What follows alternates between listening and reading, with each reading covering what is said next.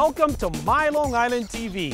From Manhasset to Montauk, we have traveled our communities to bring you the following events. I'm your host, Waldo Cabrera. My Long Island TV starts now. When everyone knows you have cancer, everyone feels compelled to say something, and nobody knows what to say. So everyone tells you how great you look all the time. Well, we're very excited that Jenny Allen has agreed to do a benefit performance for us at Adelphi University in the Performing Arts Center. She's doing her one-woman show, which is called I Got Sick, Then I Got Better. The Adelphi New York Statewide Breast Cancer Program and Hotline will be receiving all of the profits from the ticket sales. The Adelphi New York Statewide Breast Cancer Program has been facing some serious financial issues over the past year or so, and we feel that this performance can bring the kind of money that we would like to see to the program to continue our work for another year. My show is called I Got Sick, Then I Got Better, and it's a chronicle of my experience being diagnosed and treated for ovarian cancer. And believe it or not, it is funny. And it's got some not so funny parts too, but it is funny, and it's meant to be entertaining, and it has a happy ending because I guess because I'm here. Some people were so vociferous about how great I looked. You look great! I felt like they were trying to convince both of us that looking great might be some kind of sign that my illness would be transient, you know. Maybe you don't have real cancer. Maybe you're just cancer-ish, and it'll pass, you know, like the flu. Ovarian cancer isn't. I talk about this a little bit in the show. This is not one of the funny parts. Because it's usually detected pretty late, it's hard to get in its early stages, unlike, you know, a lot of other cancers. Hardly anyone else tried to be refreshingly candid, but I did see Rufus Wainwright, the singer, at my friend's house one day. "Oh, hello, Jenny," he said. "Aren't you supposed to be dead?" Sometimes things that are black are funny. You know, the sort of comedy often is about extremes and kind of, you know, the old life raft jokes and all those. Humor often comes out of extremes. So it's not forced, I have to say. And there is a lot of the humor is kind of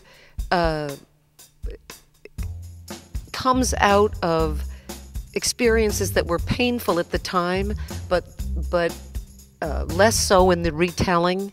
And there's a lot of absurdity in what happens, and that everybody can relate to. Everybody can relate to waiting in a doctor's office, or a sort of frosty surgeon, or certainly fallout with your family, which was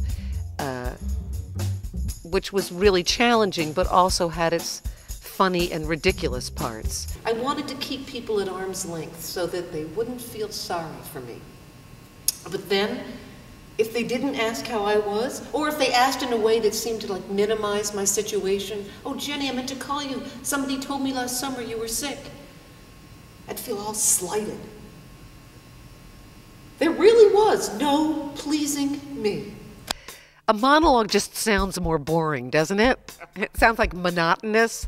I think, and a soliloquy is, I think, one speech just delivered like an aria.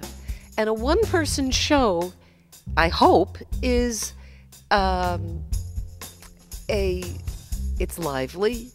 We use the whole stage. We call on, I mean, it's dramatic, even though it's one person. People said, "It's so unfair." Hadn't they heard of genocide? Or tsunamis? Or Ted Bundy? People said, "You don't deserve this," like there was someone who did. People said, "There's always somebody worse off than you."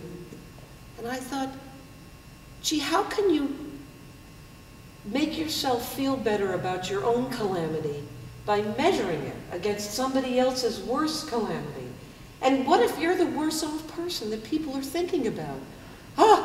At least it's just a fibroid. At least I'm not Jenny Allen, and that would suck. So I've seen some incredible one-person shows